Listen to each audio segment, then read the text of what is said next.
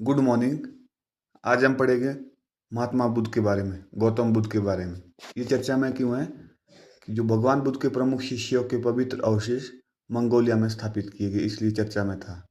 परिचय: वास्तविक नाम था इनका सिद्धार्थ गौतम। उपाधि: बुद्ध अर्थात ज्ञान प्राप्त करने वाला। जन्म हुआ था इनका 1563 ईस्वी पूर्व में और जन्म स्थान है लुम्बिनी, जो कि अब वर्तमान में नेपाल में। पिता का नाम है शुद्धोधन।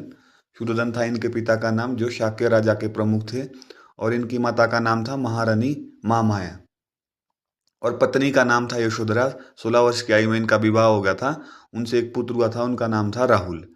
मृत्यु हुई थी इनकी 483 ईस्वी पूर्व में और मृत्यु स्थान है कुशीनगर, उत्तर प्रदेश में। फोरसाइट देखे थे इन्होंने, 4 दृश्य। 21 वर्ष की आयु में सिद्धार्थ ने पहली बार महल के बाहर जाकर 4 दृश्य देखे थे। वो थे एक वृद्ध व्यक्ति, एक रोगी व्यक्ति, एक मृत व्यक्ति और एक सन्यासी को देखा था। फिर महाभिनिष्क्रमण, ग्रेट रिनंसिएशन। 29 वर्ष की आयु में सिद्धार्थ ने एक रात अपने परिवार और राजमहल को त्याग कर लिया। उन्होंने सत्य और ज्ञान की खोज में तपस्या और ध्यान का मार्ग अपनाया। ज्ञान की प्राप्ति कब हुई? इंपॉर्टेंट है ये पॉइंट।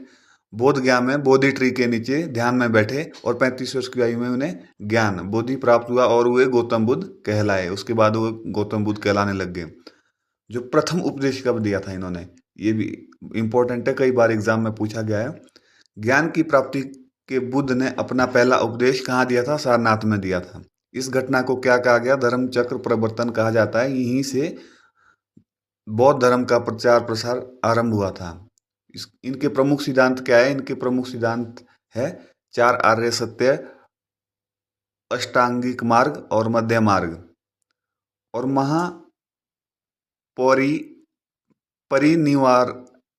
निर्वाण।